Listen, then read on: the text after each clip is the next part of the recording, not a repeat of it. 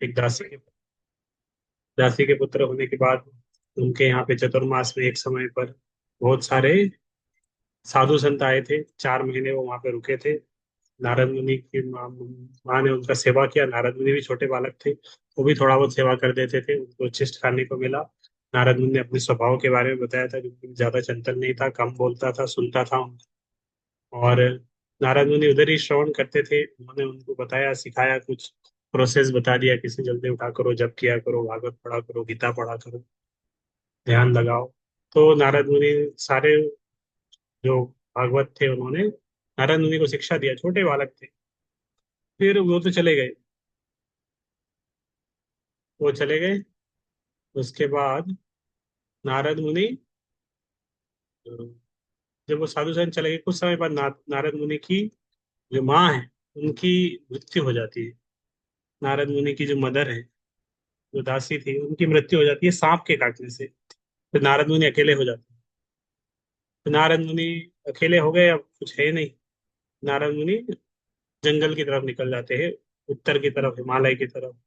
और इस तरह अलग अलग जगह, बहुत सारे जगह स्थानों में जाते हैं। और जाके फिर अंत में कहाँ पर, हाँ, अंत में जाके हिमालय में जाते हैं। उधर तपस्या करते हैं। भगवान आके उनको दर्शन भी देते हैं। एक समय नारद मुनि भगवान का दर्शन कर पाते हैं। नारद मुनि की आतुरता और बढ़ जाती है, फिर भगवान दर्शन देना बंद कर देते हैं। फिर भगवान बोलते हैं कि अभी तुम नए हो भक्ति में, थोड़ा और समय रहोगे, फिर दर्शन कर पाओगे अच्छे से। तो वो पूरा अध्याय हुआ था। अभी छठा अध्याय हम पढ़ रहे हैं। नारद तथा व्यासदेव का संवाद। वही नारद मुनि और व्यासदेव के बीच में चल ही रहा है अभी सीन। ये छठा अध्याय है। 36 श्लोक है इसके अंदर। तो व्यासदेव, हाँ, व्यासदेव फिर कुछ प्रश्न पूछते हैं। नारद मुनि हाँ, बताते हैं किस तरह उनको भगवान का दर्शन हुआ था। और नारद मुनि, भगवान ने कैसे नारद मुनि को कुछ उपदेश दिए, और भगवान ने भक्ति के महिमा बताई नारद मुनि ने। तो ये सब अध्याय, हम कोई स्टोरी चल रही है अभी नारद मुनि की। नारद मुनि घर छोड़ के चले गए हैं, और उसके बाद वाला स्टोरी अभी चल रहा है। सूत ने कहा, "हे ब्राह्मणों, इस तरह श्री नारद के जन्म तथा कार्यकलापों के विषय में सब कुछ सुन लेने के बाद ईश्वर के अवतार सत्यवती के पुत्र श्री व्यास देव ने इस प्रकार पूछा।" तो व्यास देव इच्छा जानने चाह रहे थे, आप कैसे सक्सेसफुल हुए, कैसे आप सक्सेस हुए। सक्सेस का वो है, महाजनों ये न गता सकता, जो व्यक्ति सक्सेसफुल है उनके पद चिन्हों को फॉलो किया जाए। तो इस प्रकार नारद जी बताएंगे कैसे वो समय बिताए, विरह वाह में दीन थे, कष्ट का अनुभव किए। व्यास हुआ, अच्छा, श्री व्यास देव ने नारद मुनि से कहा, आपने उन महामुनियों के चलने आने पर क्या किया जिन्होंने आपके जन्म के प्रारंभ होने से पूर्व आपको वैदिक ज्ञान दिया? भिक्षुर भिक्षु भी, जो भिक्षु आए थे उनके यहाँ पे, जो महान साधु आए थे, विप्रवसिते, जब वो चले गए, जो भिक्षु लोग आए थे सब महाभागवत, जो प्रवसिते, जो वो चले गए आध्यात्मिक ज्ञान देने के बाद, अद्वेष्ट भी, जिन्होंने उपदेश दिया था नारद मुनि को, तो उसके बाद अ, नारद मुनि ने क्या किया? वो सब तो चले गए। उसके बाद नारद मुनि ने क्या किया? हमारी स्थिति क्या है? हमें अगर हम किसी को प्रचार करते हैं, उसको जब सिखाते हैं, माला सिखाते हैं, सब कुछ सिखाते हैं, लेकिन जब तक हम उसका फॉलोअप लेते हैं तब तक वो करता है। जैसे फॉलोअप छोड़ देंगे, वो फिर से वही पुरानी पुरानी लाइफ स्टाइल में आ जाता है। भक्तों का संग छूट जाता है, फॉलोअप छूट जाता है, तो व्यक्ति फिर से प्रोसेस छोड़ देता है। पुरानी कंडीशनिंग उसको घेर लेती है। तो नारद मुनि के साथ ऐसा नहीं हुआ। फिर व्यास देव ने कहा, आपने उन महामुनियों के चले जाने पर क्या किया जिन्होंने आपके इस जन्म के प्रारंभ होने से पूर्व आपको दिव्य दिव्य वैज्ञानिक ज्ञान प्रदान किया था? तो ये जब सब चले गए,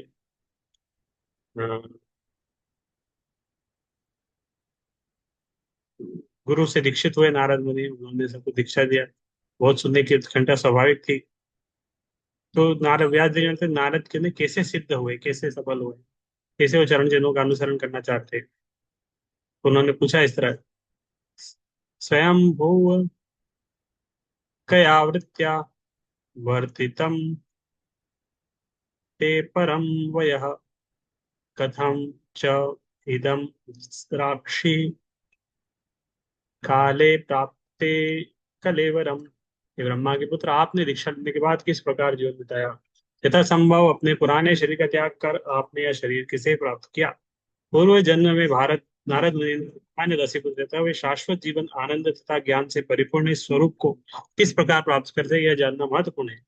श्री व्यासदेव ने इच्छा की कि नारद जी ये सारे तथ्य सभी की तुष्टि के लिए प्रकट करें। तो नारद मुनि ने पूछा, हे महामुनि, समय आने पर काल हर वस्तु का संहार कर देता है, अतः कैसे संभव हुआ कि यह विषय जो ब्रह्मा के इस दिन के पूर्व घटित हुआ अब भी आपकी स्मृति में काल द्वारा? बोले, आपको पिछला जन्म बहुत साल पहले ये सब कुछ हुआ है, पिछले जन्म में ये कैसा है, आप सब कुछ याद है अभी तक?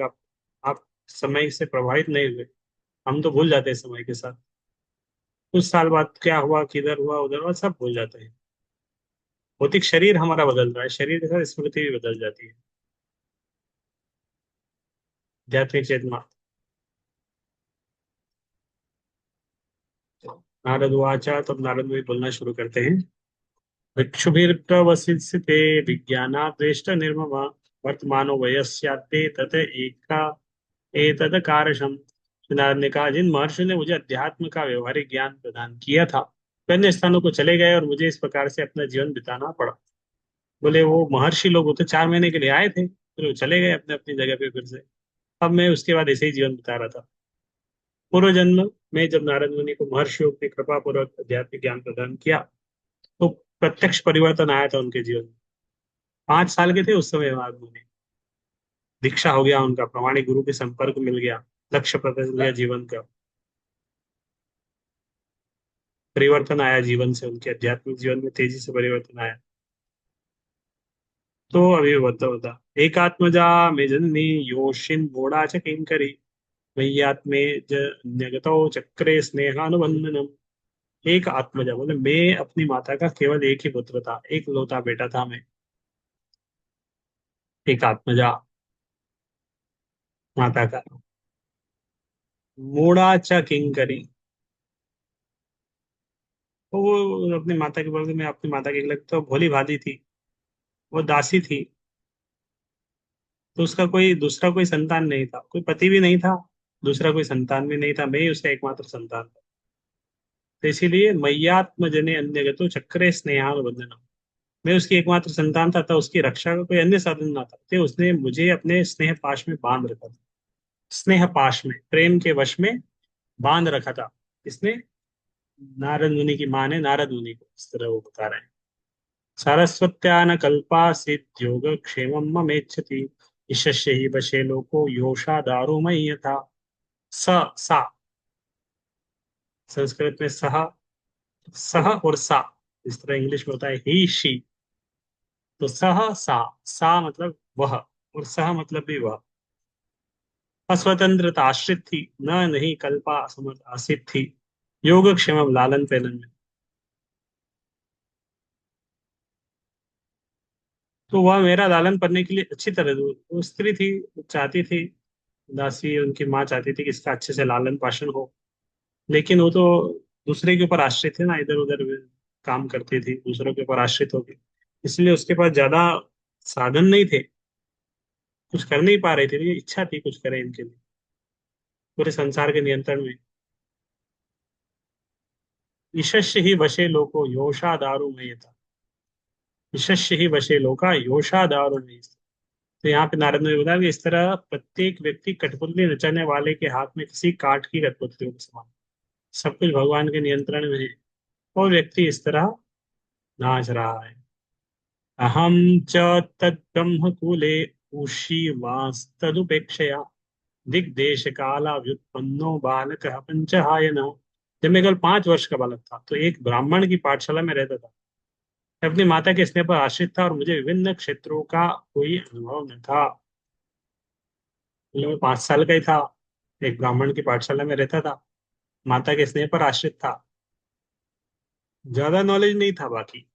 एकदा निर्गताम गेहा दुह्यंती निशिगाम पति। एकदा, एक बार, निर्गताम बाहर गई, गेहा दुहंतिम, गाय दुहने के लिए निशी गाम पथी, और रास्ते में अंधेरा था।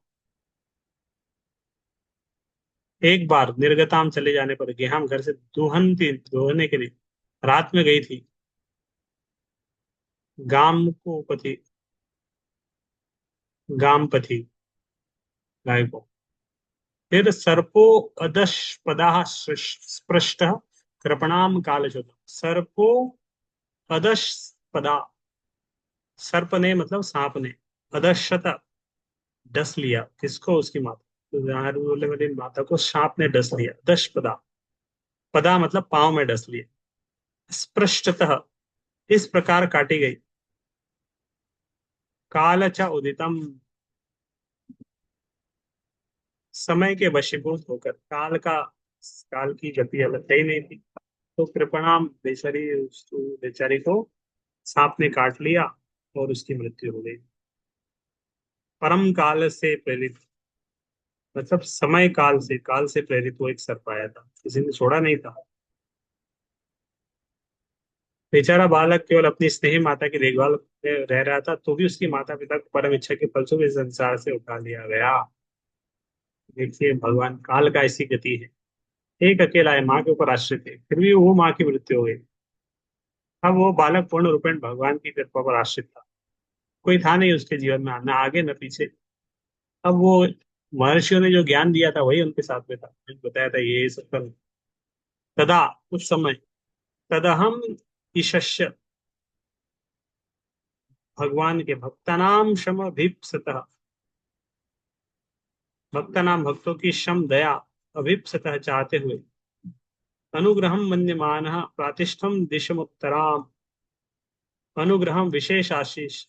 वो जो साधु लोग आए थे उनको विशेष आशीष देके गए थे, आशीर्वाद थे, उनके उपदेश थे। तो उनके बारे में वो सोचने लगे नारद मुनि।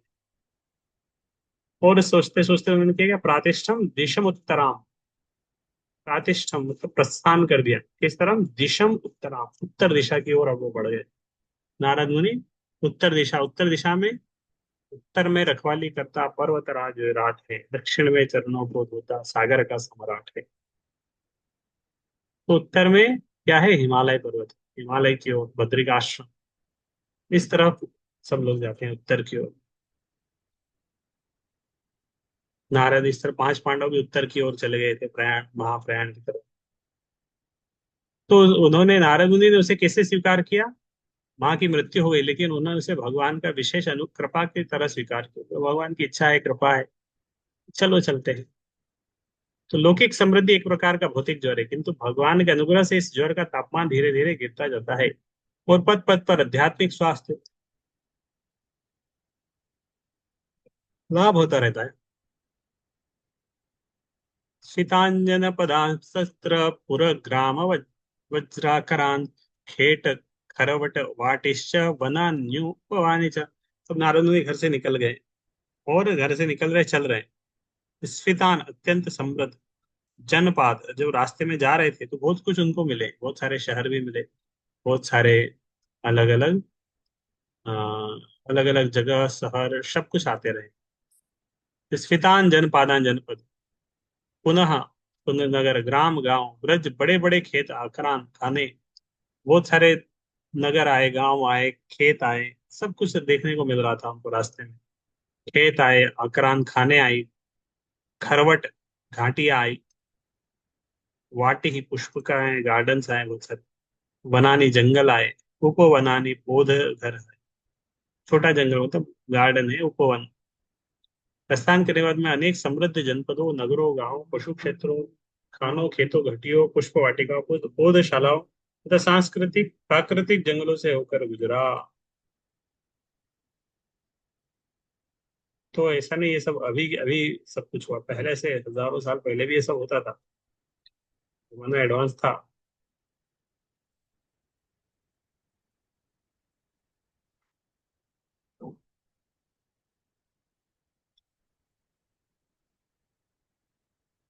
पहले खनन भी होता था, सारे काम होते थे पहले। श्री नारद मुनि ने आध्यात्मिक जीवन की प्रेरणा पाने के बाद भले ही केवल एक बालक थे, आर्थिक विकास में अपना एक क्षण भी नहीं गवाया। अकेले बालक थे, सोच सकते थे चलो अब तो मैं ही हूँ, अब मैं अपना खाने पीने की व्यवस्था करता हूँ, आर्थिक विकास करता हूँ, कैसे घर चलाया जाए, कैसे जॉब किया जाए, मैं अकेला वारिस हूँ। तो इस तरह उन्होंने सोचा नहीं, आर्थिक विकास के बारे में नहीं सोचा, एक क्षण भी वो आर्थिक विकास के लिए नहीं चिंतन कर रहे थे। यद्यपि वे नगरों तथा गांवों, खानों, उद्योगों में से होकर गुजरे थे, वे निरंतर प्रगतिशील आध्यात्मिक उन्नति की ओर बढ़ते गए। श्रीमद् भागवत इतिहास की पुनरावृत्ति जो करोड़ों वर्ष पूर्व घटित हुआ था। जैसा यहाँ कहा गया है, इतिहास की कुछ महत्वपूर्ण घटनाओं को ही चुनकर इस दिव्य साहित्य में अंकित किया गया है।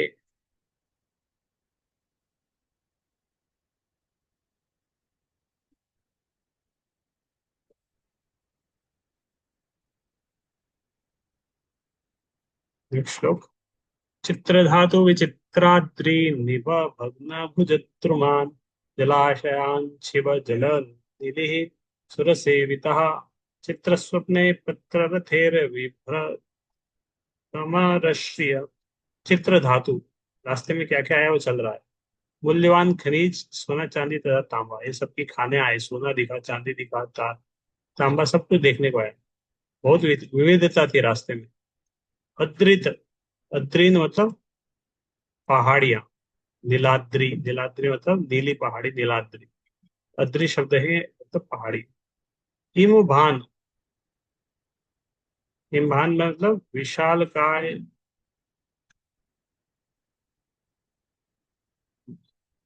हिमभान मतलब विशाल काय हाथियों द्वारा तोड़ी गई। ईव भग्न, भुजा शाखाएं, द्रुमान वृक्ष, जलाशयान शिव स्वास्थ्यवर्धक, जलान जलाशय आए बहुत सारे, नलिनी कमल के फूल आए, सुर सेविता स्वर्ग के निवासी द्वारा कामना की जाए, चित्र स्वने हृदय ग्राही, पत्र रथे पक्षियों द्वारा, विभ्रमत मदांध भ्रमरश्रिय भौरों से। तो रास्ते में ये सब आ रहे थे, विशेष विशेष दृश्य आ रहे हैं, नारद मुनि जा रहे हैं हिमालय की तरफ, लेकिन रास्ते में बहुत सारे अलग अलग दृश्य आ रहे हैं, ऐसा कुछ दृश्य है, उनको अट्रैक्ट किया जा रहा है। और हो सकता है एक तरीके से परीक्षा लिया जा रहा है कि डिस्ट्रिक्ट होते हैं कि, तो धन जन सुंदरी सब आते हैं। तो उन्होंने खनिजों की आगार, खनिजों की गुफाएं देखी, पर्वत देखे, कमल से पूर्ण जलाशय देखे। उसके बाद नारद मुनि बोलते हैं, नलवेशोषरस्तन्ब उषकीचक गृह्यरम् एक एव तियातोत्थं द्राक्षं पीतम्बरम् पुरं प्रतिभायाकारं योत्काश्वरीयम्। नल, वेणु। अब तब मैं अनेक जंगलों में से होकर अकेला सा गया, और नारद मुनि जा रहे हैं उस स्थान पर, अनेक जंगल है, अकेले से जा रहे हैं। इसमें बांस, सर्प, उषा, अप तृणों तथा गहरों, गहवरों से परिपूर्ण था। इसमें अकेले निकल पाना कठिन था, ऐसे ऐसे जंगल भी आए रास्ते में जिसमें अकेला व्यक्ति जाए तो डर जाए। नारद मुनि, छोटे बच्चे हैं अकेले, एक छोटा सा बच्चा बाहर जा रहा है, थोड़ा सा कुत्ता दहाड़ देगा, कितना डर जाता है, भागता है, घर मम्मी मम्मी चलाता है। अब नारद मुनि की स्थिति, इतने 5 साल 6 साल की उम्र है उनकी, घर छोड़ के चले गए हैं। रास्ते में अगर शेर, भालू, चीता इस तरह आएगा, वो जंगल है, कुछ स्वभाव है, इस तरह कुछ होगा, तो ऐसी स्थिति में व्यक्ति क्या करेगा। यहाँ पे एक शब्द आया, उल्लू तथा सियारों की क्रीड़ा स्थली बन गई, बने हुए थे। बहुत सारे जंगल थे, उल्लू थे, कहीं सियार थे, सबकी क्रीड़ा स्थली बन गए थे। तो परिव्राजकाचार्य का कर्तव्य है कि वह जंगल, पर्वत, नगर, ग्राम हर जगह घूमता रहे, एक जगह नहीं रहे, अलग अलग जगह घूमता रहे, भगवान की सृष्टि की विविधता का अनुभव करे, भगवान की सृष्टि का अनुभव करे, किस तरह भगवान सृष्टि अलग अलग जगह है। ऐसा नहीं केवल शहरों शहरों में जाए, विदेश में, गाँव में भी जाए, ईश्वर के प्रति श्रद्धावान बने, मन में दृढ़ता लाए, और साथ ही साथ लोगों को ईश्वर के संदेश से प्रति प्रबोधित कराए। सन्यासी को भय त्याग करे, सारे संकट उठाने, भय का त्याग कर देना, जैसा नहीं अरे कैसे जाएंगे अकेले में, डर लग रहा है। चैतन्य महाप्रभु सन्यासी है, वो भी मध्य भारत के जंगलों से होकर गुजरे थे, विशेष रूप से झारखंड के जंगलों से जब जा रहे थे, तो उधर भालू, शेर, हिरण, हाथी जंगल में सब थे, सब कीर्तन करने लगे। इस कली में शांत व्यक्ति के लिए संन्यास वर्जित है। जो केवल गेरुआ चोला पहनकर अपना दिखावा करता है, वो मौलिक आदर्श सन्यासी के समान नहीं होता। फिर भी मनुष्य को चाहिए कि सामाजिक बंधनों को तोड़ने का व्रत ले और केवल भगवान की सेवा में ही जीवन बिताए। वेश बदलना तो एक औपचारिकता मात्र है। परिश्रांते इंद्रियात्माहं त्रट परितो बुभुक्षे स्नात्वा पीत्वा हृदय नद्या उष्टप्रोष्ठ प्रावचन यतश्रम। इस प्रकार विचरण करते हुए मैं तथा मन से थक गया। तो रास्ते में जा रहे थे, अकेले चल रहे थे, अब कहीं रास्ते में रुकने का जगह भी नहीं। बहुत थक गए थे नारद मुनि। शरीर से मन से थक गए थे, प्यासे भी थे, भूखे भी थे। अतः मैंने एक सरोवर में स्नान किया और जल भी पिया। सरोवर आया था बीच में, उसमें स्नान किया, पानी पिया और थोड़ा उनका थकान चलाया। प्रजाति को प्यास तथा भूख शरीर की आवश्यकताओं को गृहस्थों के द्वार पर भिक्षाटन करके नहीं, अभी तो प्रकृति के उपहारों से पूरा करना चाहिए। ऐसा नहीं कुछ चाहिए, गृहस्थ आपसे मांग लो वो दे देंगे। प्रकृति के उपहारों पर व्यक्ति को डिपेंड होना चाहिए। भगवान देंगे, भगवान किसी को इंस्पायर करेंगे देने के लिए। तथा परिव्राजक गृहस्थ के घर भिक्षाटन के लिए नहीं, अभी तो उसे आध्यात्मिक आलोक प्रदान करने के लिए जाता है। उसके पश्चात उस वीरान जंगल में एक पीपल वृक्ष की छाया में बैठकर मैं अपनी बुद्धि से अपने अंतःकरण में स्थित परमात्मा का वैसे ही ज्ञान कर रहा हूँ। अंतःकरण में स्थित परमात्मा का वैसे ही ध्यान करने लगा जिस प्रकार की मैंने मुक्त आत्माओं से सीखा था। मनुष्य को अपने निजी समय के अनुसार ध्यान नहीं करना चाहिए। उसे प्रमाणिक गुरु के पारदर्शी माध्यम से, शास्त्रों के प्रमाण से तथा प्रत्येक हृदय में वास करने वाले परमात्मा के चिंतन प्रशिक्षित अपनी बुद्धि के सही प्रयोग से भली भांति जानना चाहिए। जो ही अपने मन को दिव्य प्रेम में लगा तो भगवान के चरण कमलों का ध्यान करने लगा, तो मेरे नेत्रों से आंसू बहे। तब वो बहुत थक गए हैं, पानी पिया, स्नान किया, एक पेड़ के नीचे बैठ गए हैं और थोड़ा सा भगवान में ध्यान लगा रहे हैं। भगवान श्री कृष्ण बिना विलंब किए मेरे हृदय के कमल में प्रवेश किए। तो अभी अभी जस्ट स्नान किया, दो चार अभी 16 माला पे भी नहीं आए हो, लेकिन थोड़ा भगवान का बारे में स्मरण किया, चिंतन किया, प्रार्थना किया। और ये स्मरण करने से क्या है, वो क्या तात्पर्य में आया है कि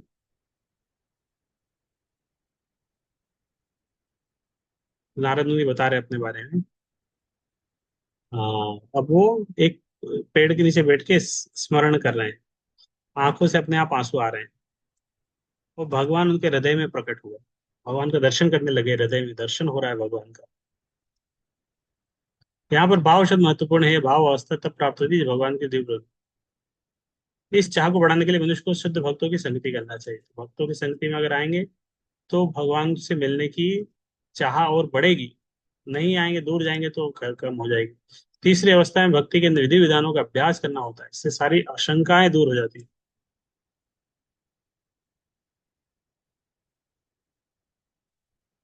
हे व्यासदेव, उस समय प्रसन्नता की अनुभूति होने के कारण मेरे शरीर का अंग प्रत्यंग पुलकित हो उठा। आनंद के सागर में निमग्न होने के कारण मैं अपने आप को और भगवान को भी न देख सका। तो बहुत भगवान का दर्शन हुआ, भगवान को देख नहीं पा रहे और बहुत उनको आनंद की अनुभूति हो रही, भगवान का दर्शन हुआ, एक्सटेटिक, अंग प्रत्यंग पुलकित हो गया उनका, आनंद के सागर में निमग्न हो गए। इतना आनंद आ रहा भगवान का दर्शन करके। मान लो किसी की लॉटरी लगी, लॉटरी गया, लॉटरी आ गया, पैसा उसके पास आ गया, 1 करोड़ रुपए। हाँ, 1 करोड़ आ गया उसके पास। 1 करोड़ देख के कैसा, कितना अच्छा लगेगा उसको, 1 करोड़ आ गया, लॉटरी लग गई, 1 करोड़ आ गया। तो उससे कहीं हजारों करोड़ों गुना ज्यादा आनंद भगवान का दर्शन करने के लिए उनको हृदय में जब दर्शन कर रहे थे, इस तरह आनंद मिल रहा था। लॉटरी लग गई, भगवान के दर्शन हो गए, आनंद के सागर में डूब गए, देख ही नहीं पा रहे, भूल गए अपने आप को। सुख तथा उत्कट आनंद की तथा आध्यात्मिक अनुभूतियों का कोई संसारी तुलना नहीं हो सकती। नारद मुनि से हमें वो झलक मिलती है। तो इस तरह भगवान क्यों करते हैं, अभी नारद मुनि आगे चल के आएगा उसको। इस प्रकार से दिव्य आनंद की अवस्था में ऐसा हो गया कि इंद्रिया भगवान की सेवा के लिए पृथक रूप से उत्कटित हो गई। ऐसा होने से नारद मुनि अपने आप को तथा भगवान को एक साथ देखने में हो गए। भगवान का दिव्य रूप जैसा ही वह है, मन की इच्छा को पूरा करता है और समस्त मानसिक संतापों को तुरंत दूर करने वाला है। अतः उस रूप से के खो जाने पर मैं व्याकुल होकर खड़ा हुआ खड़ा हुआ कि प्राय अपने अभिष्ट के हो जाने पर बैठा था। तो अब बहुत व्याकुल है भगवान। नारद भी बहुत व्याकुल है, अकेलेपन महसूस कर रहे हैं। भगवान दर्शाए, दर्शन मिले, अब भगवान का दर्शन हो नहीं रहा, फिर से वो प्रयास कर, इस तरह उसी तरह मेहनत कर रहे हैं ध्यान लगाने का, लेकिन अब भगवान आ रहे नहीं रहे उनके सपने में। उनके हृदय में भगवान का दर्शन नहीं मिल रहा, तो एकदम वो छटपटा गए। मैंने भगवान के स्वरूप को पुनः देखना चाहा, लेकिन अपने हृदय में एकाग्र होकर उस स्वरूप का दर्शन करने के सारे नियमों के बावजूद मैं उन्हें फिर से न देख सका। इस प्रकार असंतुष्ट होने पर मैं अत्यधिक संतप्त हो गया। नारद मुनि बोले, मैं भगवान का हृदय में दर्शन किया, एकदम से देखा वो कुछ देर तो दर्शन कर रहा था, एकदम से भगवान अप्रकट हो गए, दर्शन नहीं हो रहे। एकदम से वाईफाई लाइट चली गई, वाईफाई बंद हो गया, ऐसा इसी स्थिति। तो अच्छा नहीं लगता है, बुरा लगता है। बोले थोड़ा तो देखा, पूरा देख लेते। मैं जब छोटा था तो टीवी थी घर में, बहुत मूवी देखता था। ये मूवी चालू होती थी 8 बजे, कभी कभी स्पेशल दिन सैटरडे संडे वीकेंड कभी अच्छा मूवी रहता था। 8 बजे मूवी चालू होती थी, और 8 से 9, 10, 11 बजे तक मूवी चलती थी। घर वालों का टाइम हो जाता था सोने का 10 बजे। अब मूवी अच्छे है, हमने 2 घंटे देखी, 8 बजे से 9, 10 बजे तक मूवी को देखा। उसकी स्टोरी हमारे उसमें बैठ गई है। अब हमारे अंदर उत्कंठा बढ़ गई, क्या एंड क्या होगा, एंड क्या होगा। उस समय घर वाले आके बोलते हैं, जब सोने का टाइम हो गया बंद करो। तो वो पीक टाइम पे जाके 10 बजे, सवा 10 बजे, साढ़े 10 बजे टीवी बंद हो जाती थी। बुरा लगेगा ना। कोई भक्त तो है नहीं कि ठीक है तो बंद कर दिया, कोई नहीं। तो उस 2 घंटे उस मूवी को देखने से उसके साथ आसक्ति बढ़ गई। अब वो मूवी बंद कर दिया, बंद कर दी तो बहुत बुरा लगता था। जैसे तैसे मन मार के सोते थे। तो इसी तरह नारद मुनि अ, को भगवान का दर्शन हो रहे थे, एकदम से भगवान के दर्शन बंद हो गए। नारद मुनि अचंभित हो गए। एवं यदंतम विजने मामा हा गोचरो निराम गंभीरश लक्षणया वाचा शुच प्रशमयन्निव। एवं इस प्रकार यतंतम, फिर से नारद मुनि यत्न कर रहे थे उसी प्रकार ध्यान लगाने का, कि फिर से भगवान आ जाए, हृदय में दर्शन मिले। वही एकांत स्थान में उसी तरह प्रयास कर रहे हैं। तो लेकिन अब फिर से भगवान आ नहीं रहे, हृदय में दर्शन नहीं दे रहे। सब कुछ पैसे सेम सेम कर रहे, लेकिन भगवान का दर्शन नहीं मिल रहा। तो बहुत आतुर हो गए, बहुत विचलित हो गए, बहुत दुखी भी हो गए, शोक में आ गए थे एकदम से। नारद मुनि, अरे भगवान का दर्शन नहीं मिल रहा है, दर्शन करना चाहते। तो फिर भविष्यवाणी की तरह इस तरह भगवान की आवाज आने लगी। वहां से भगवान का ध्वनि, ध्वनि के रूप में आवाज आई। अत्यंत गंभीर तथा सुखद वाणी में मुझसे कहा। भगवान लौकिक वाणी बुद्धि की पहुंच से परे है, तो भी उनकी हेतु की कृपा से मनुष्य को उसके सुनने तथा उनके कीर्तन करने के लिए उपयुक्त इंद्रिय होते। तो भगवान को कोई व्यक्ति देख नहीं सुन सकता, सुन नहीं सकता, बात नहीं कर सकता, लेकिन भगवान अहेतु की कृपावश इस तरह इंद्रिया देते हैं। भौतिक इंद्रियों से नहीं हो सकता है। इसलिए भगवान की शक्ति अचिंत्य है, कल्पनीय है। जिस पर भगवान कृपा करते हो भगवान को सुन सकता है। नारद मुनि अति प्रसन्न थे, उन्होंने शक्ति प्राप्त की कि वो भगवान की वाणी सुन सके। पहले भगवान का दर्शन मिल गया नारद मुनि को, अब भगवान की वाणी भी सुनने को मिल रहा है। तो नारद मुनि को भगवान क्या बोल रहा है, भगवान नारद मुनि से बोल रहे हैं, नारद मुझे खेद है कि तुम इस जीवन काल में अब मुझे नहीं देख सकोगे। बोले, अभी तो मैं दिखा दिया, लेकिन मुझे अभी थोड़ा सा दुख है कि अब फिर से तुम मुझे नहीं देख पाओगे। जिनकी सेवा अपूर्ण है, जो भौतिक कलमश से पूर्ण रूप से मुक्त नहीं है, वे मुश्किल से ही मुझे देख पाते हैं। जिनकी सेवा अपूर्ण है और भौतिक कलमश से पूर्ण रूप से मुक्त नहीं है, वे मुश्किल से मुझे देख पाते हैं। मतलब तो कुल मिला के भगवान बोले कि अभी तुम शुद्ध नहीं हो, अभी तुम योग्य नहीं हो, लेकिन फिर भी मैं थोड़ा सा भगवान भगवान ने थोड़ा सा दर्शन दे दिया। इस तरह भगवान क्या करते हैं, आ, अंग्रेज जब आए थे भारत, तो शुरू शुरू में चाय शुरू हुई थी ना, या कोई भी चीज इंटॉक्सिकेशन, चाय, इस तरह चीजों को शुरू करने के लिए, नशा नशा वगैरह की चीजों को शुरू करने के लिए शुरू में फ्री में देना पड़ता है। आओ, फ्री में चाय मिलेगी आपको, तो लोग आएंगे, फ्री में चाय पियेंगे। एक दिन बोलेंगे नहीं अब हम फ्री में नहीं देंगे, अब चाहिए तो खरीदना पड़ेगा। लेकिन तब तक लोग उसके आदी हो जाते हैं। बोले नहीं खरीदेंगे, अब बोलोगे जो बोलेंगे वो प्राइस देंगे, 2 रुपए बोलेंगे, 10 रुपए बोलेंगे, चाय तो पियेंगे। इसी तरह नशा, इसी तरह लोग नशे का आदत लगा देते हैं, किसी को ड्रग्स का आदत दे देते हैं। शुरू शुरू में उसको फ्री ड्रग्स देते हैं। जब उसको आदत पड़ जाती है फिर उससे उसको पैसा, डबल पैसा लेते हैं उससे। क्योंकि कस्टमर बनाने पड़ते हैं, तो लोग ड्रग्स, फ्री में ड्रग्स देके नए कस्टमर बनाते हैं। फिर वो जीवन भर फिर ड्रग्स खरीदते रहेंगे उनसे। तो भगवान भी क्या करते हैं, टेस्ट देते हैं भक्ति का। नारद मुनि को दर्शन दे दिया भगवान, एक टेस्ट दे दिया, ताकि नारद मुनि की उत्कंठा बन जाए, आतुरता बढ़ जाए। कभी कभी भगवान, भक्त लोग जब शुरू शुरू में भक्ति में आते हैं तो बहुत अच्छा लगता है। ज्यादा कुछ किया नहीं भक्ति, लेकिन बहुत अच्छा आनंद मिलता है भक्ति में। भक्ति में आनंद मिलता है। लेकिन उसके कुछ साल बाद फिर उसी काम में आनंद नहीं मिलता है। फिर भगवान चाहते हैं कि अब आनंद करने के लिए कुछ करना पड़ेगा, कुछ मेहनत करनी पड़ेगी, तब वो आनंद मिलेगा।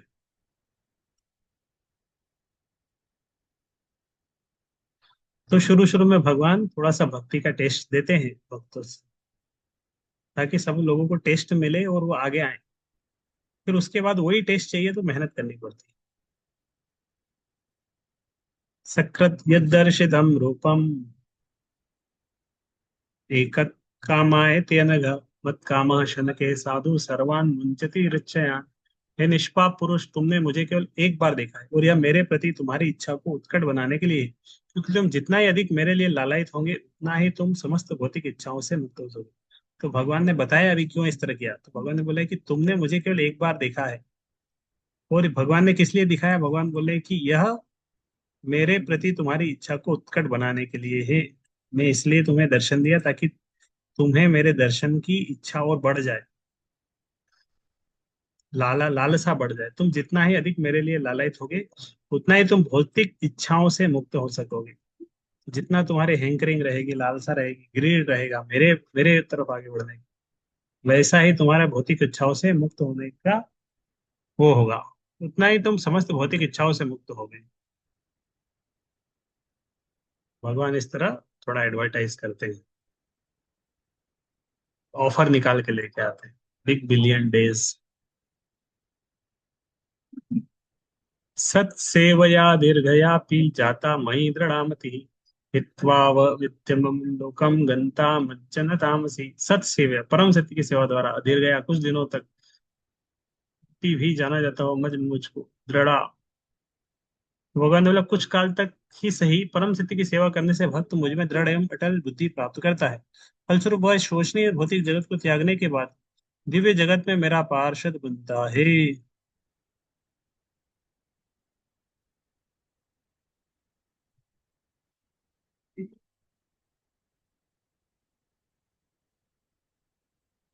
मेरी भक्ति में लगी हुई बुद्धि कभी भी विच्छिन्न नहीं होती, यहाँ तक कि सृष्टि काल के साथ ही साथ संहार के समय भी मेरे अनुग्रह से तुम्हारी स्मृति बने रहेगी। तो भगवान ने विशेष आशीर्वाद भी दिया। बोले तुम्हारी बुद्धि मेरी तरफ ही रहेगी, कभी विच्छिन्न नहीं होगी। गीता में भगवान ने बोला मई बुद्धि में निवेश है। और सृष्टि के साथ साथ संहार भी होगा, लेकिन मेरे अनुग्रह से तुम्हारी स्मृति बनी रहेगी। क्योंकि व्यासदेव ने पूछा था नारद मुनि आप सबको ऐसा सब पता क्यों है, अभी तक सब कैसे पता है। तो नारद मुनि बता रहे हैं आंसर में कि भगवान ने मेरे को अनुभव अनुग्रह किया कि तुम्हारी स्मृति बनी रहेगी, तुम सब कुछ तुम्हें याद रहेगा। भगवान के प्रति की गई व्यक्ति कभी व्यर्थ नहीं जाती, क्योंकि भगवान शाश्वत है। अतः उनकी सेवा में लगाई गई बुद्धि या उनके प्रति किया गया कोई भी कार्य स्थायी होता है। एतावत इस प्रकार उक्त्वा कहकर ऊपर राम रुक गया। तत् वह महत महान भूतम आश्चर्यजनक नभलिंगम शब्द द्वारा व्यक्त, अलिंगम नेत्रों से न दिखने वाला दृश्य ईश्वर परम पुरुष, तब वह शब्द से व्यक्त था नेत्रों से अदृश्य उन नितांत आश्चर्यमय परम पुरुष ने बोलना बंद कर दिया। अब वो वाणी, पहले भगवान ने दर्शन दिया, फिर वाणी से बोले, कुछ वचन बोले, अब बोलना भी बंद कर दिया। मैंने कृतज्ञता का अनुभव करते हुए शीश झुकाकर उन्होंने प्रणाम किया। तो भगवान अभी नहीं है, भगवान ने बोलना बंद कर दिया। लेकिन नारद मुनि उधर ही बैठे बैठे भगवान ने कृतज्ञता व्यक्त किया भगवान के प्रति और प्रणाम किया। यदि भगवान केवल सुनाई पड़े दिखे नहीं तो इससे कोई अंतर नहीं पड़ता। भगवान ने अपने श्वास से चारों वेद उत्पन्न किए, उन्हें वेदों के दिव्य उच्चारण से ही देखा। कोई बोला कि कौन कौन भगवान का सुनना चाहता है। बहुत सारे लोग इसके मन में इच्छा कि नहीं नहीं, हम भगवान को सुनना चाहते हैं, हम भगवान से। तो श्रीमद् भगवद गीता भगवान की शब्द अभिव्यक्ति है, भगवान की वाणी है भगवद गीता। तो इसमें भगवद गीता और भगवान में कोई अंतर नहीं है। भगवान को निरंतर दिव्य ध्वनि के उच्चारण द्वारा दिखा और सुना जा सकता है, तो नियमित रूप से भगवद गीता पढ़ना चाहिए।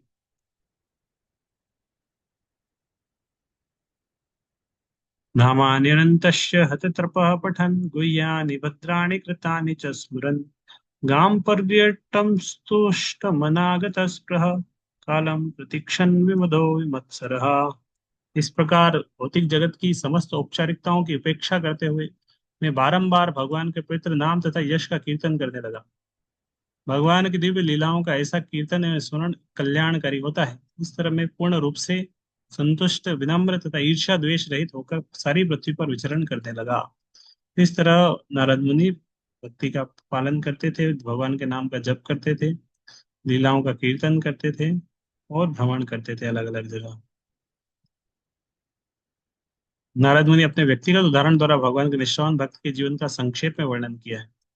खुद अपने पर्सनल एग्जाम्पल से बता रहे हैं उन्होंने कैसे भक्ति में आगे बढ़। और हे ब्राह्मण व्यासदेव, मैं इस तरह मैंने कृष्ण के चिंतन में पूर्णतया निमग्न रहते हुए तथा किसी प्रकार की आसक्ति न रहते हुए, आसक्ति न रहने से समस्त भौतिक कलुष से पूर्ण रूप से विमुक्त हो जाने पर तथा यथा समय मृत्यु आई, जिस प्रकार बिजली गिरना तथा प्रकाश चोंदना एक साथ होता है, इसलिए इस तरह मैं जीवन बिताया भगवान के पूर्णतया चिंतन में।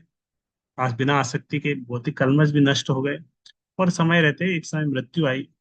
तो जिस प्रकार बिजली गिरते ही प्रकाश आ जाता है, इसी प्रकार मेरी मृत्यु के तुरंत बाद क्या हुआ, प्रयुज्यमाने मयि माम शुद्धाम भागवतीम तनु आरब्ध कर्म निर्वाणो न्यपतत पांच भौतिकी। भगवान के पार्षद के विपरीत दिव्य शरीर पाकर मैंने पांच भौतिक तत्वों से बने शरीर का त्याग दिया। इस तरह कर्म के सारे अर्जित फल समाप्त होते, जैसे ही उनका भौतिक शरीर गया तुरंत आध्यात्मिक शरीर मिल गया। जैसे बिजली गिरती प्रकाश उत्पन्न हो जाता है, तो भौतिक शरीर त्यागा तुरंत आध्यात्मिक शरीर उनको मिल गया। कल्प के अंत में जब भगवान नारायण प्रलय के जेल में लेट गए, तब ब्रह्मा जी समस्त सृष्टिकारी तत्वों सहित उनके भीतर प्रवेश करने लगे और उनके श्वास से मैं भी भीतर चला गया। तो जब कल्प का अंत हुआ तो मैं भी इस तरह ब्रह्मा जी के उसमें चला गया। और इस तरह 4 32 और इतने सारे जीरो, इतने वर्षों के बाद जब भगवान की इच्छा से ब्रह्मा पुनः सृष्टि करने लगे, तो वो मरीचि, अंगिरा, इत्यादि आदि ऋषि भगवान के दिव्य शरीर से उत्पन्न हुए और उन्हीं के साथ मैं भी प्रकट हुआ। फिर से जब सृष्टि की शुरुआत हुई तो मैं इस तरह नारद मुनि के रूप में प्रकट हुआ। तब से सर्वशक्तिमान विष्णु की कृपा से मैं दिव्य जगत में तथा भौतिक जगत के तीनों प्रखंडों में बिना रोक टोक के सर्वत्र विचरण करता हूँ। ऐसा इसलिए क्योंकि मैं भगवान की अविच्छिन्न भक्तिमय सेवा में स्थिर हूँ। मतलब मैं एकदम अविच्छिन्न, अनडिस्ट्रैक्टेड भक्तिमय सेवा करता हूँ भगवान की। इसीलिए बिना रोक टोक के मैं पूरे ब्रह्मांड में कहीं भी विचरण कर सकता हूँ।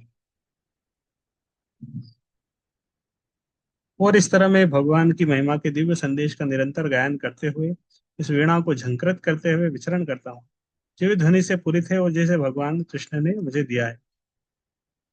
तो वीणा के बारे में है, भगवान कृष्ण द्वारा प्रदत्त तार युक्त वाद्य यंत्र वीणा का वर्णन दिया गया है। इसकी पुष्टि श्रील जी गोस्वामी द्वारा की गई है। दिव्य वाद्य भगवान श्री कृष्ण तथा नारद जी से अभिन्न है। ये सभी एक ही दिव्य कोटि के हैं। तो इस वाद्य द्वारा झंकृत ध्वनि कभी भौतिक नहीं हो सकती। तो यह तात्पर्य प्रभुपाद बता रहे हैं। भौतिक तो जब सप्त स्वर, जो संगीत के 7 स्वर है, स, श है, षडज, री, ऋषभ, गा गांधार, म मध्यम, प पंचम, ध धैवत तथा नी निषाद भी दिव्य है। ये सारे गामा, पधा निशा सब दिव्य है। विशेष रूप से दिव्य गीतों के लिए भगवान के शुद्ध भक्त के रूप में नारद देव भगवान द्वारा प्रदत्त इस वीणा के ऋण से सदैव उऋण होते हैं, क्योंकि वे निरंतर उनके यश का गायन करते रहते हैं और इस प्रकार अपने उच्च पद पर अच्युत है। भौतिक जगत के स्वरूप दिव्य सिद्ध व्यक्ति को श्री नारायण मुनि के पद चिन्हों का अनुसरण करते हुए सप्त स्वरूप अर्थात श, री गा मा आदि का व्यवहार भारत भगवान की सेवा महिमा के निरंतर गायन द्वारा करना चाहिए। तो इस तरह जो उसको संगीत का नॉलेज है, सारे वगैरह आता है गाना, तो क्या करना चाहिए, उसके माध्यम से निरंतर भगवान का महिमा गायन करना चाहिए। दूसरा भौतिक गाना नहीं गाना चाहिए। जो ही मैं भगवान श्री कृष्ण वधु मधुर थोड़ी सी लीलाओं का वर्णन करता देखा, जो ही वे मेरे हृदय में प्रकट हो जाते हैं, मानो उनको बुलाया गया हो। अब बोले मैं भगवान का नाम लेते ही भगवान मेरे हृदय में प्रकट हो जाते हैं, इसलिए मैं बुलाया। जैसे ही हम किसी को फोन लगाते हैं, तुरंत उसके पास कॉल चला जाता है, उसके पास कॉल लग जाता है, उसके पास मैसेज चला जाता है कि या मेरा निश्चय है कि जो लोग विषय वस्तुओं से संपर्क की इच्छा रखेगी, धनी से रही से भगवान की दी नाम निरंतर कीर्तन की सारी संपर्क संपर्क ज्ञान योगी सागर को बाहर उसका अनुभव बताएंगे। संस्कृति एतद् सिद्धांत स्पर्श से भव सिंधु तव जिसको हरे चलिए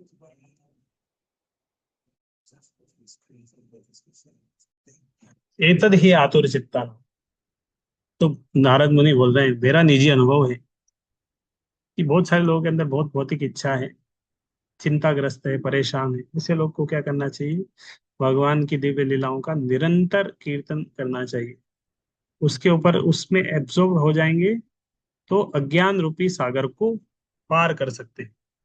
उसमें आतुर होने से अज्ञान रूपी सागर को पार कर पाएंगे। एतद ही आतुर चित्ता।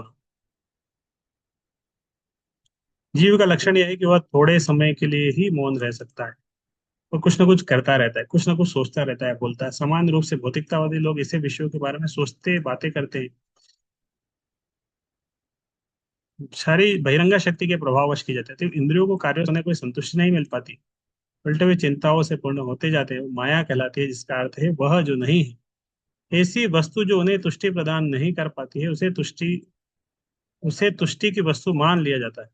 अतएव नारद मुनि अपने निजी अनुभव से बताते हैं कि इंद्रिय तृप्ति में निरत ऐसे हताश लोगों को तुष्टि भगवान की लीलाओं के निरंतर कीर्तन से हो सकती है। इस तरह भगवान के नाम का कीर्तन करेंगे, हृदय में तुष्टि आएगी।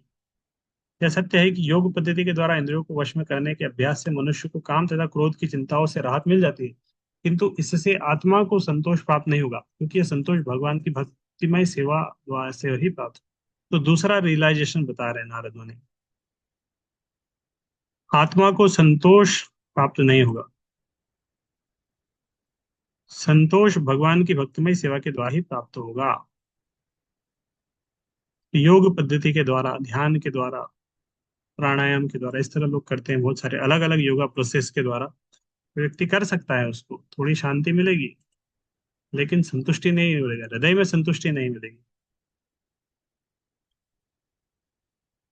आत्मा का संतोष प्राप्त नहीं होता।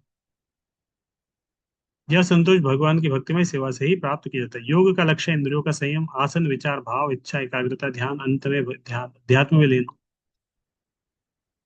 इंद्रियों को विषैले सर्पों के तुल्य और योग पद्धति में उन्हें केवल वश में करने के लिए होती है। इसके विपरीत नारद मुनि इंद्रियों के निरोध की दूसरी विधि बताते हैं, जो भगवान मुकुंद की दिव्य प्रेम भक्ति। वे अपने अनुभव के आधार पर कहते हैं कि भगवान की भक्तिमय सेवा इंद्रियों को वश में करने की कृत्रिम विधि की तुलना में अधिक व्यवहारिक तथा प्रभावशाली है। भगवान मुकुंद की सेवा करने से इंद्रिया दिव्य रूप से करने लगी, इस प्रकार इंद्रिय तुष्टि में लगने का कोई अवसर ही नहीं रह जाता। भाव यह है कि भगवान की भक्तिमय सेवा के बिना न तो योग पद्धति न ही शुष्क चिंतन कभी सफल हो सकता है। आत्म साक्षात्कार प्राप्त करने का सर्वश्रेष्ठ उपाय है सकाम कर्म, ध्यान, शुष्क चिंतन से रंजित हुए बिना भगवान की शुद्ध भक्ति करना। ऐसी भक्ति दिव्य होती है।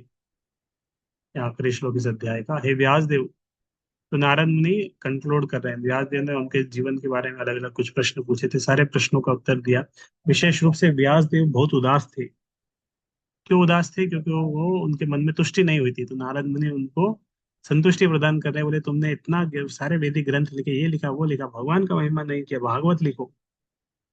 फिर अपने बारे में भी उन्होंने बताया कैसे उनको संतुष्टि मिली, सेटिस्फेक्शन मिला। हे व्यास देव, तुम समस्त पापों से मुक्त हो। इस तरह जैसा तुमने पूछा उसी के अनुसार मैंने अपने जन्म तथा आत्म साक्षात्कार के लिए किए गए कर्मों की व्याख्या की है। यह तुम्हारे आत्म संतोष के लिए भी लाभप्रद होगा। बोले मैं अपने जीवन से बताया, लेकिन तुम्हारे आत्मसंतोष के लिए भी ये बहुत लाभप्रद होगा। शुद्ध गोस्वामी ने कहा, इस प्रकार व्यास देव को संबोधित करके नारद मुनि ने उनसे विदा ली और अपनी वीणा को झंकृत करते हुए अपनी उन्मुक्त इच्छा के अनुसार विचरण करने लगे। तो नारद मुनि अब चले गए, व्यास देव उधर रह गए बद्रिकाश्रम के किनारे, सरस्वती नदी के पास उनका जो आश्रम था वहां पर है। देवर्षि नारद धन्य है, क्योंकि भगवान की लीलाओं का यशोगान करते हैं। ऐसा करके वे स्वयं तो नारद आनंद लुटते ही है, और ब्रह्मांड के समस्त संतप्त जीवों को भी वह भी प्रेरणा प्रदान करते हैं। श्री नारद मुनि अपनी वीणा भगवान की दिव्य लीलाओं का यशोगान करने ब्रह्मांड के समस्त दुखी जीवों को सहारा दिलाने के लिए बजाते हैं। इस ब्रह्मांड में कोई भी सुखी नहीं है। जिसे हम सुख के रूप में अनुभव करते हैं वो माया का मोह है। भगवान की माया इतनी प्रबल है कि मल भक्षी शुकर तक अपने को सुखी अनुभव करता है। भौतिक जगत के भीतर वास्तविक में कोई भी सुखी नहीं है। श्री नारद मुनि दुखी वासियों को प्रेरणा प्रदान करने के लिए सर्वत्र विचरण करते रहते हैं। उनका एकमात्र उद्देश्य उन्हीं भगवान के धाम वापस ले जाना है। ये उद्देश्य उन सारे असली भगवत भक्तों का है जो इस महर्षि के पद चिन्हों पर चलते हैं। इस प्रकार श्रीमद् भागवत के प्रथम स्कंद के अंतर्गत नारद तथा व्यास देव का संवाद नामक छठे अध्याय का भक्ति वेदांत तात्पर्य पूर्ण हुआ। अध्याय 7, द्रोण पुत्र को दंड, ये हम कल से चर्चा करेंगे।